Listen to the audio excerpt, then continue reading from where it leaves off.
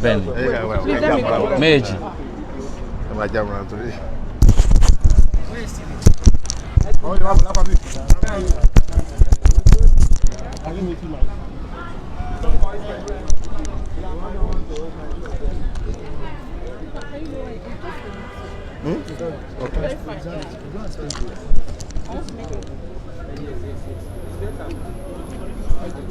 Yeah. That's good. That's good. Okay, sir. So, thank you for coming here today. All right, thank you. Thank you for having me. Thank you to the media. We thank you for standing by the rule of law. Thank you for doing this for democracy. My opinion has always been that justice can never be served if there is no fair hearing. Fair hearing is crucial to justice. And of course, there is nowhere you abuse somebody's rights, you deny fair hearing, and you want to now met out justice. It will be injustice at the end of the day. And there are so many things that I want the media and the entire world to put into consideration. My standpoint has always been that, number one, everybody deserves to be heard, and the rule of law is not for just victims. The rule of law is for victim, is for the suspect, is for the judge, is for the police, is for the public. Those are the angles that rule of law is. And it's so appalling and it's so scary that the Nigerian society, particularly young generation that we have now, majority assume that whenever anybody is accused of any crime, you are already condemned. And the fact that irrespective of the evidences, that you don't deserve to be heard. Look at it now. This is a country that in 2021, an individual has been accused of a crime.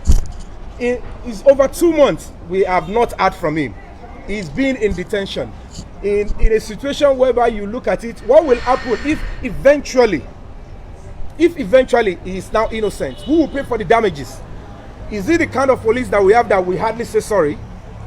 Even if the court says go and say sorry, do this, would they do it? Are we grown up enough? And then you now consider the fact that will you allow that to be done to your father, to your son, to your brother? I am not in support of what he's been accused of. And that is another bone of contention. A lot of people, particularly those you assume are intelligent, are educated, they actually do not understand that there is no way we can achieve peace without protection of human rights. Evil people, before they commit evil against the other person, if they don't put human rights into consideration, they will have their field day. And that is why you see that when we travel abroad, we enjoy peace, we go on our way. There are so many races that doesn't like us, that doesn't like me if I travel abroad. And they could easily accuse me of any crime. But they will know, they know basically that the law of their country will not favor them because they are citizens and I'm an outsider. Whatever they do against me, they get punished. And they will still allow me fair hearing. But in my own country, I will be treated like an animal. And so everybody is quiet. Even when he was accused, the police actually was allowed, they are allowed to do the investigation. I was also patient with the police. Like, go ahead and do your investigation. I want to know. I went to meet this man. I said, did you commit this crime? He said, okay, fine. Since I cannot see what is being taken as evidence against you, I will allow to see. I am interested in protection of that young girl. Every minor must be protected. No child should be abused. And of course, we also understand that it is a domestic issue. It must be established genuinely. And the only place it can be established is the court of law.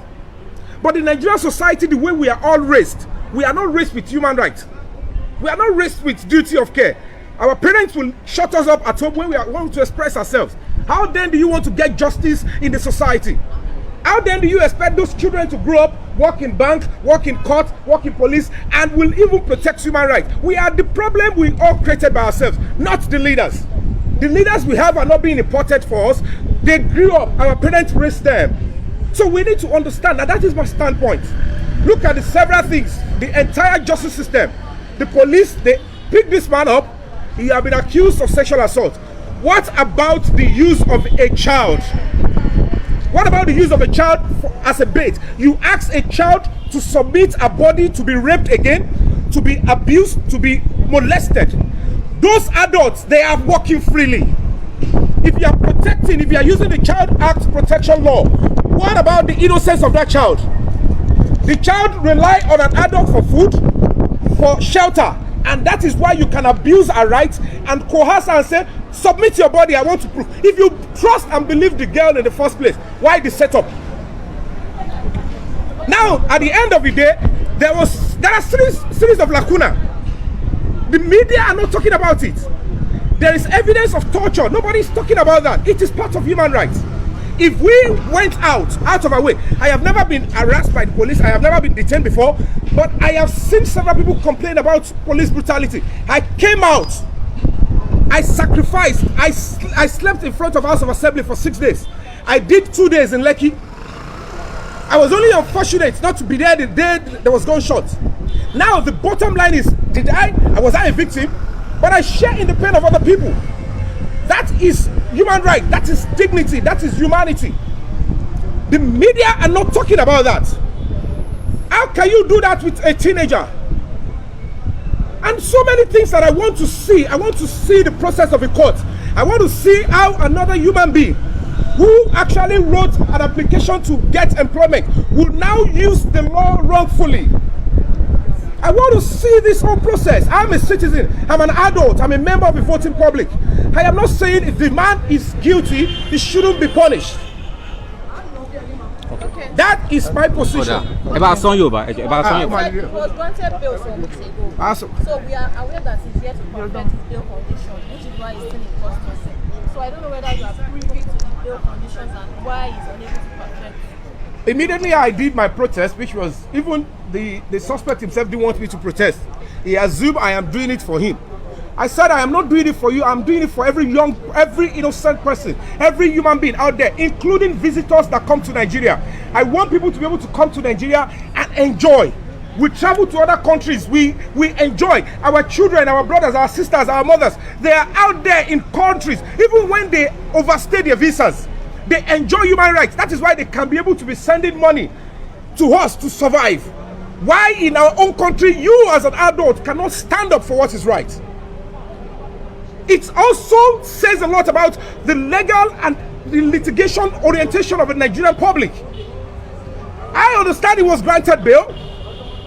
To me, whether he missed the bail or not, whether it is too high or not, what I know is that he has never been granted he doesn't even enjoy the bail. And whatever the case may be, this is Nigeria. My own is, you all can support that he should be held in detention for as long as you want. I will continue to say, kill me after, do whatever you want to do. Abuse of human rights will continue to abhor discord. That is why another set of people will stand up and say, we are X-Men and we will kill, we will kidnap anybody and nothing is being done. You can't get justice if you are supporting injustice of other people. You will continue. Online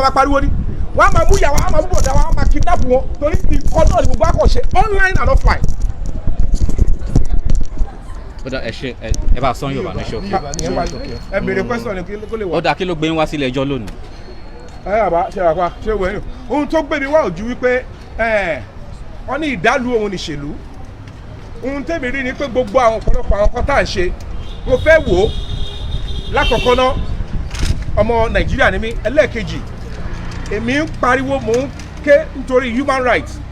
Mo dẹ̀ believe pé tó bá tiẹ̀ abuse right ní police station, tó abuse right ní ilé ẹnikẹ́ni, téèyàn bá dé ilé ẹjọ́ is for everybody. Common man, ẹni tí ò léèyàn, tí ò lẹ́bí, tí ò lára, ó ṣe kí ni, ó máa rí hope. And the fact tí mo fẹ́ káwọn èèyàn mọ̀ ni pé whether ìwọ ló fẹ̀sùn kàn àbí ìwọ ló fẹ̀sùn kàn yàn àbí ìwọ ládájọ́ àbí ìwọ ni ọlọ́pàá, gbogbo wa la ní ẹ̀tọ́ lábẹ́ òfin. The law doesn't favour victims only. But unfortunately, including àwọn mìíràn believe pé wọ́n kàwé. Ní Yorùbá. Èyí tí mo sọ yẹn kọ́. Yorùbá yẹn náà. Ẹ tẹ̀síwájú. Ojú lásán ṣe ṣe wèrè o. Ẹ tẹ̀síwájú. At the end of the day, ọ̀pọ̀lọpọ̀ tàti ẹ̀rọ pọ̀ kàwé tí wọ́n fẹ́ kí wọ́n treat àwọn bíi human being. Ọ̀pọ̀lọpọ̀ gbọ́ òmòfin. Wọ́n ò mọ ẹ̀tọ́. Ìgbà tẹ́ ẹ̀ bá mẹ́tọ́, tẹ́ bá tiẹ̀ fẹ́ dìbò gan abẹ́fẹ́ súnmọ́ ẹni tó ń dìbò tó ń dìde ìbò, ẹ lè béèrè fún nǹkan gidi. Wọ́n kàn máa recycle the same social services tó ń fún wa, èyí tó jẹ́ ojúlówó wọ̀n ní fún wa. And that is why I am here to I am not in support of me. That's just a until top as to become more support here. No, I can never do that. Me, the mental problem. Àmọ́ ohun tó wà bẹ́ẹ̀ ni pé kò sí bó ṣe lè rí náà. Ó ti dé stage tó jẹ́ pé èmi ò lè sọ àwọn tó kù o. Èmi ò lè deny pé mi ò mọ bàbá Ìjẹ̀ṣà rí. Iṣẹ́ tá ti jọ ṣe ti pọ̀ dáadáa. Tí n bá deny lójú ayé, tó bá bẹ̀rẹ̀ sí kó fíìmù àti kọ́kọ́ pa kọ̀ọ̀kan, ṣé ó ṣe deny ni? Tó bá yá sí pé wá tiẹ̀ wá ní deny yìí, omi pé bóyá mo support pé n tẹ ṣe ó dá o. Ìkejì ibẹ̀ ni pé nígbà tí mo débẹ̀ tí mo rí pé kò sí ọ̀pọ̀lọpọ̀ èèyàn tó tiẹ̀ lọ bẹ̀ wò. Tó bá jẹ́ mi nìkan náà ló máa kù bí sí mi láì. Nítorí pé lábẹ́ bó tilẹ̀ hùn kó rí pẹ̀lẹ́ fi kú o, ẹ fẹ́ parọ́ mọ́ ni o pẹ̀lú gbogbo ẹ̀. Gbogbo ìyàtọ̀ fi jẹ́ kò sí ìtọ́ máa sọ pé ẹ lọ kọ́ mọ́gi. Kò sí ìtọ́ máa sọ pé ẹ lọ bẹ lórí. Ó sì máa padà wá sáàrin wa ṣé kó kú ni. Gbogbo yẹn àwọn èèyàn lórí social media ẹ máa ṣe bí Ọlọ́run kọ̀rọ̀ lẹ́yìn ọ̀tọ̀ níta. I'm not a perfect human being. But we must understand that lábẹ́ bó tilẹ̀ hùn kó rí tẹni tó dé láàrí àmẹ́ni tó ń bọ̀ o. Tẹni tó dé láàrí o. Ó dà kí ni ẹ gbọ́ nípa bẹ́ẹ̀lì wọn? Ohun tí mo gbọ́ ni pé ìgbà tí wọ́n fún wọn ní bẹ́ẹ̀lì which tèmi rí pé personally mo kọ lẹ́tà sí gómìnà Èkó wípé bó tiẹ̀ jẹ́ pé wọ́n ti abuse right ẹ̀ fẹ̀kọ̀ tẹ́lẹ̀ wọ́n sì máa san gbèsè yẹn later torí ó ti lò bí almost ọ̀sẹ̀ mẹ́ta kó tó di pé ìjọba Èkó adájọ́ ṣẹ̀ fún ní bail a máa yìí máa sọ yẹn later at the end of the day lẹ́yìn tó tún fún ní bail wọ́n gbìyànjú wọ́n mú level 16 wọ́n náà kọ́ fún level 10 wọ́n náà tún change ẹ̀ èmi ti rò pé àtẹ̀mí ti ṣe yẹn mi ti lọ́ ń bá ṣe tèmi lọ mo kàn déédéé gbọ́ ni pé ó sì wà ń bẹ̀ mo ní Yọ̀mí mo ti wà lọ́sítù mo sick o mo fẹ́ ra oògùn ó ní kí n send owó sóhun mo ṣẹ̀ send owó oògùn mo ní ẹ ṣì wà ń bẹ̀ ní olóhùn ṣì wà ń bẹ̀ o pé bẹ́ẹ̀lì yẹn o tó bá ti débì kan ó forí ṣọpọ́n mo ní èmi ò ẹ má takò ẹ má tiẹ̀ dárúkọ anybody ẹ ṣáà kàn ní sùúrù ẹ̀yin ni kẹ́ hold on ẹ má jẹ́ kẹ́mi yín jábọ́ o tẹ́ ẹ bá wà láyé lẹ lè jẹ sọ pé bóyá ẹjà rẹ jẹ̀bi o tẹ́ ẹ bá kú sí police cell wọ́n á kàn gbàgbé yín ni o ẹ ṣáà máa ṣọkọ ọkùnrin ẹ má kú o táìsàn tí kú yẹn bá dé ẹbẹ tó bá jẹ́ pé ẹ máa bẹ kú ni ṣáà sọ pé mo gbà pé kò yẹ kí n ṣì wá ń bí àmọ́ ikú jọ fún mi láyè kí n sọ tẹnu mi tó bá jẹ́ pé lóòótọ́ ẹ jẹ̀bi torí pé láàrin èmi àti ọlọ́pàá láwọn ti parí investigation wọ́n ní gbogbo nǹkan táwọn rí ní gbogbo ìwádìí àwọn ò rí ju sexual assault which is even the non-criminal one nítorí pé gbogbo ìgbà tí ọ̀rọ̀ yìí kọ́kọ́ ṣẹlẹ̀ tó pariwo rẹ́ẹ̀pù àwọn fídíò wà ẹ̀bùrù lórí ìgbẹ́ èlò a rò pé ohun tí ò ṣe é fojú rí ni nígbà tá a bá rán fídíò báyìí ọmọ ẹlòmíì ká ọmọ rí pé yé mo kú o kíre eléyìí pé ní kíní kan at the end of the day ọmọ tó ló ń sọ pé wọ́n fi bá ṣe kíní kan wọ́n jọ ń gbádùn ara wọn wọ́n ṣe ogbẹ̀ bóyá ó wá jẹ̀bi lábẹ́ òfin o àwọn akọ́lọ́ Nàìjíríà ò ní database eye ọjọ́ orí tí ẹni tó bímọ bá pọ̀ mọ́ ẹ̀ náà lẹ́ máa bá gbà á so bàbá Ìjẹ̀ṣà tó bá jẹ́ pé ó jẹ̀bi lọ fèsì court ṣàlàyé tẹnu ẹ mo rò pàgbàlagbà ní lọ sọ́n kóòtù ìyẹn ò tèmi ní pé gbogbo ó ṣe gbá kan gbà tó yá wọn tún ní àwọn ò sọ pé ó bá sùn n táwọn sọ pé kọ́kọ́rọ́ ló lò gbogbo yẹn tún jẹ́ kó rí mi táṣì pé mo fẹ́ wo ẹjọ́ yẹn mo fẹ́ gbọ́ I want to face it mo fẹ́ wo bí ẹjọ́ ṣe máa lọ tó bá jẹ́ máa lò lọ́nà tó tọ́ bó jẹ́ máa lò lọ́nà tí ò tọ́ ẹjẹ́ àjọ máa wò ó ọgbọ̀n kó tó bá ṣàdé stage kan tára ọmọ èèyàn ò bá lè gbà mọ́ bó jẹ́ kí n dáná sunra mi ni màá ṣe kiri màá sọ táìmù yẹn torí pé èmi I hate injustice tí bá ti ṣe létà ẹ lè wá mú mi létà o ẹ free o mo kọ́ ìmọ̀ àwọn àkọ́ṣe against mi. ẹgbẹ́ ẹ̀yin òṣèré tíátà kílẹ̀ ti ṣe lórí ọ̀rọ̀ yìí. èmi ò kí ẹbí tẹ́mi wà ń bí mo wá ní ọwọ́ ara mi ni mi ò mọ̀ pa ẹgbẹ́ òṣèré o ṣé ń gẹ́ tì mí ẹ ṣáà rí oríṣiríṣi lẹ ti gbọ́ èyí tẹ́mi bá ti ṣe lè kẹ́ra fọwọ́ mú ẹ má jẹ́ ká sọ̀rọ̀ ẹgbẹ́ Ọlọ́run ló fún yàn lẹ́gbẹ́ èèyàn lẹ́bí gan kó rí pé tí wàhálà bá dé òde rẹ́bí so campus bó ṣe ẹgbẹ́ kọ́lọ́n ṣáà ṣètò kọ́lọ́n ṣe gbogbo ẹ̀ dáadáa tí o bá jẹ́ pé yàn lóòótọ́ tó sọ good tó bá yẹ pé ó ní kan tó fẹ́ kó ṣàṣọ ìtọ́ máa sọ ẹ mọ̀ pé lóòrùn mu wà. Why am I what? I am in court because number one, I believe in the rule of law and I have right to attend the court to see any process I wish, even if the case concerns me or not. But of course, the young man is my colleague. I cannot deny him at this stage. I am too refined for that. If it now turns out to be that I am supporting what he's doing to any other person, go and call the police, let them arrest me that I am here. But if that is not the case, it is morally upright. As you can see, how many people do you see here? So if I happen to be the only one, I always put myself that if anybody that I know or any anybody is in distress, is in problem, what I always picture is, I don't look for who else is supporting. I see, what if I'm the only one there? So I stand. And then I want to see how the court will go through, because there are so many lacunas. There are so many things that I expect that should have been done. Like use of a child as a bait, it was submitted to the police. I didn't hear anything.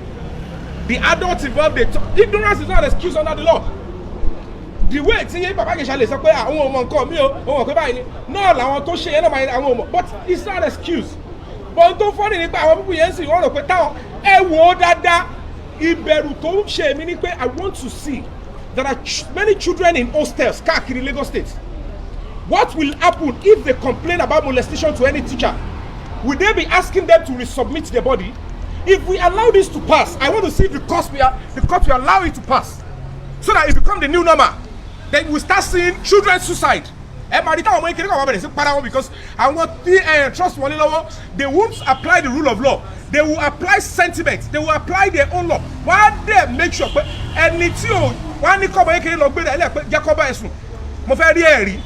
and that might even cause the child to go and commit suicide. Then you start seeing children commit suicide. You know, that if you started, so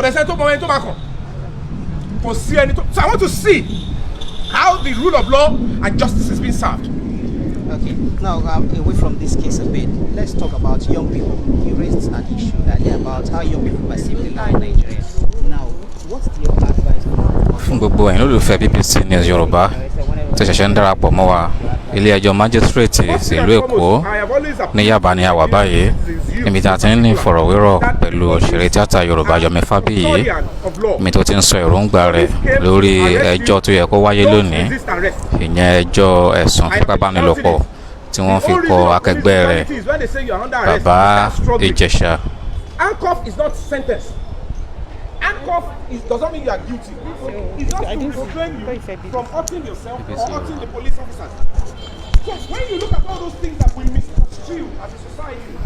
Gbogbo ẹ̀yin tẹ́ ṣẹ̀ṣẹ̀ ń darapọ̀ mọ́ wa, ilé ẹjọ́ májísírèètì tó wà ní Yaba nílùú Èkó náà ni a ṣe wáyé lórí ìkànnì BBC News Yorùbá, níbi tí a gbàgbọ́ pé wọn yóò ti bẹ̀rẹ̀ ìgbẹ́jọ́ òṣèré tíátà Yorùbá tí wọ́n fi ẹ̀sùn ìfipábánilòpọ̀ kàn, ìyẹn bàbá Ijesah. A ti bá akẹgbẹ́ rẹ̀ nínú iṣẹ́ tíátà, ìyẹn ọ̀gbẹ́ni Yomi Fabiyi tó wá sílé ẹjọ́ yìí tó ṣàlàyé fún wọn wípé òun fẹ́ fojú wo bí ẹjọ́ náà yóò ṣe lọ. Ó sọ èròǹgbà rẹ̀ lórí ẹ̀sùn tí wọ́n fi kọ bàbá Ijesah. Ó tún sọ èròǹgbà rẹ̀ nípa àwọn tí ọ̀rọ̀ náà kàn, àti ìyá àti ọ̀rẹ́ àti ará àti gbogbo rẹ̀. Bákan náà ló tún sọ̀rọ̀ nípa àwọn òṣèré tíátà, ipa tí wọ́n kó sí ẹjọ́ náà àti ẹ̀sùn tí wọ́n fi kan bàbá Ijesah. A ṣì wà níbí, tẹ́ kò bá gbàgbé, nǹkan bí oṣù mélòó kan sẹ́yìn ni àwọn ilé ẹjọ́ ní Nàìjíríà ni wọ́n kó gbá wọlé nítorí àdéhùn tó wà láàrin àwọn àti ìjọba àpapọ̀ tí ó forí ṣánpọ́n. Ṣùgbọ́n a dúpẹ́ wípé ilé ẹjọ́ wọn tún ti padà bẹ̀rẹ̀ sí ń ṣe ìgbẹ́jọ́, wọ́n ti padà sẹ́nu iṣẹ́. Òun náà ló gbé wa wá síbí lénìí nítorí wọ́n fi tó wa létí, iléeṣẹ́ ọlọ́pàá fi tó wa létí pé òní lónìí jẹ́ tí bàbá Ijesah yóò fojú ba ilé ẹjọ́. Tí ẹ bá wo apá òkè, ẹ máa rí oríṣiríṣi àwọn èèyàn tí wọ́n ti ń dúró láti wá gbọ́ ẹjọ́ náà. Lára wọn ni ẹbí, lára wọn ni ará, lára wọn ni ọ̀rẹ́, lára wọn náà ni àwọn agbẹjọ́rò wà. Tẹ́ bá tún wo ọ̀kan, ẹ ó rí àwọn òṣìṣẹ́ ọgbà ẹ̀wọ̀n Nàìjíríà tí wọ́n dúró wámúwámú láti jẹ́ kí ọ̀rọ̀ náà, láti jẹ́ kí ó lọ bó ṣe lọ. Lára àwọn tá a ti rí ń bí ni oríṣiríṣi agbẹjọ́rò, àwọn ẹlòmíràn tí wọ́n tún fi ẹ̀sùn kàn tó jọ mọ́ ẹ̀sùn mìíràn, àwọn náà ti wà nílé ẹjọ́. Bákan náà ni àwọn òṣìṣẹ́ ilé ẹjọ́ ti wà níbí. Bákan náà ni àwọn òṣìṣẹ́ ọgbà ẹ̀wọ̀n, àwọn náà ti wà níbí. Ẹni tí a bá sọ̀rọ̀ tán láìpẹ́ yìí tí ẹ ń wò lọ́ọ̀kan yìí, tí àwọn akọ̀ròyìn bá sọ̀rọ̀ lọ́wọ́, òun náà ni ọ̀gbẹ́ni Yomi Fabiyi. Tí ẹ kò bá gbàgbé, láti ìgbà tí ìṣẹ̀lẹ̀ yìí tó ti ṣẹlẹ̀, tí a ti gbé ìròyìn jáde wípé bàbá Ijesah wípé wọ́n fi sí àhámọ́ ọlọ́pàá torí ẹ̀sùn ìfipábánilòpọ̀, ni Yomi Fabiyi ni ó ti ń sọ̀rọ̀ sókè, ló ti ń sọ wípé ó yẹ kí wọ́n wo ọ̀rọ̀ náà dáadáa. Bó tilẹ̀ jẹ́ pé ó sọ pé òun kò sọ pé afurasí kò jẹ̀bi tàbí ó jẹ̀bi, ṣùgbọ́n wọ́n sọ pé ohun tí òun fẹ́ kí wọ́n ṣe ni kí ìjọba kó wo ọ̀rọ̀ náà dáadáa. Ó ní ọlọ́pàá fi ìyà jẹ afurasí. Ó ṣiṣẹ́ ọ̀rọ̀ gẹ́gẹ́ bí ẹ̀yin náà tí ẹ ti ń bá bọ̀ látẹ̀kàn, gẹ́gẹ́ bí ẹ ṣe rí tí ẹ sì gbọ́. Ó sọ oríṣiríṣi ọ̀rọ̀, ṣùgbọ́n ó sọ wípé tòun ní pé kí ọ̀rọ̀ náà kó lọ bó ṣe yẹ kó lọ, kí ìyà má jẹ afurasí lọ́nà tí kò bá òfin mu. Gẹ́gẹ́ bó ṣe sọ, ó ní ọmọ Nàìjíríà náà ni pé ó sì lẹ́tọ̀ọ́ lábẹ́ òfin wípé kí wọ́n gbọ́ ẹjọ́ rẹ̀, kí wọ́n sì ṣe ìdájọ́ òdodo. Ṣùgbọ́n ó sọ wípé òun lérò pé ẹjọ́ náà yóò lọ bí ó ṣe yẹ kó lọ. Ọ̀gbẹ́ni Yomi Fabiyi, tí òun náà tún jẹ́ òṣèré tíátà Yorùbá, òun náà ló ti ń bá àwọn akọ̀ròyìn sọ̀rọ̀ látẹ̀kan. Wámúwámú ni àwọn òṣìṣẹ́ ilé ẹjọ́ yìí tí wọ́n dúró lẹ́yìn tí ilé ẹjọ́ padà bẹ̀rẹ̀ sí ń ṣiṣẹ́. Àti wà ń bí látàárọ̀ láti wo bí ọ̀rọ̀ náà, láti wo bí ó ṣe máa lọ. Ẹ ṣáà ti mọ̀ pé BBC Yorùbá àwa gbọ̀ngàn lára fún gbogbo bá ṣe ń lọ káàkiri àgbáyé. Ẹ̀yin ṣáà ti tẹ̀ pa sójú òpó BBC Yorùbá, ṣùgbọ́n níbí o àwa sì tẹ̀ pa sílé ẹjọ́ májísírèètì Yaba nílùú Èkó, níbi tí a ó ti máa fi tó yín létí gbogbo bó bá ṣe ń lọ lórí ọ̀rọ̀ ìgbẹ́jọ́ òṣèré tíátà Yorùbá bàbá Ijesah, tí wọ́n fi ẹ̀sùn kàn wípé ó ní ìbálòpọ̀ pẹ̀lú ọmọ tí ọjọ́ orí rẹ̀ kò tó ẹni tó yẹ kó máa ní ìbálòpọ̀. Ìgbàgbọ́ wa ní pé àwọn agbófinró pé wọn yóò gbé afurasí náà, pé wọn yóò gbé wá sílé ẹjọ́ láàárọ̀ òní, tí a ó sì máa mọ bí ẹjọ́ náà bó bá ṣe ń lọ.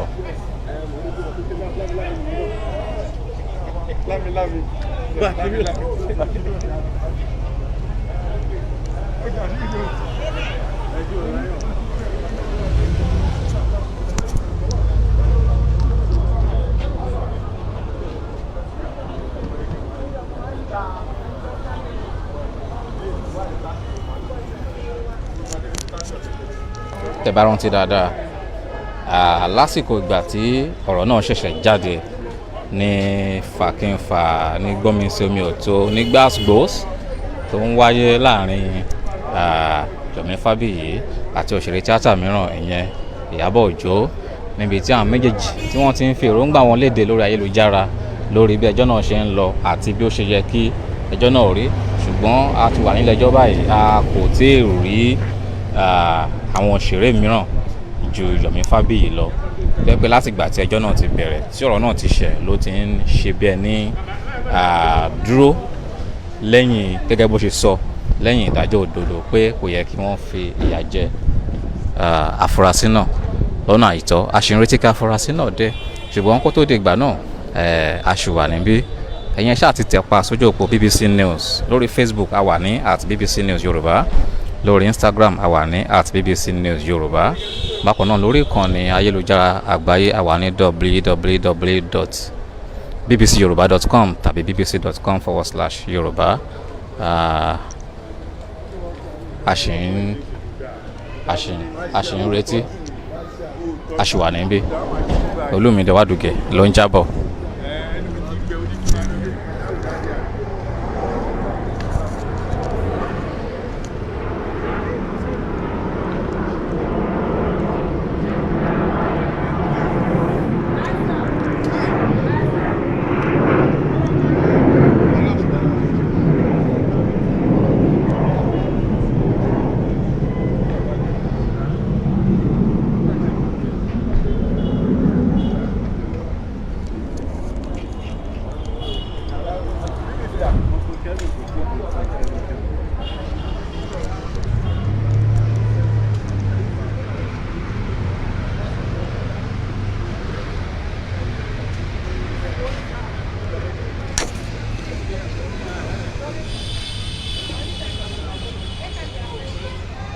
Sì,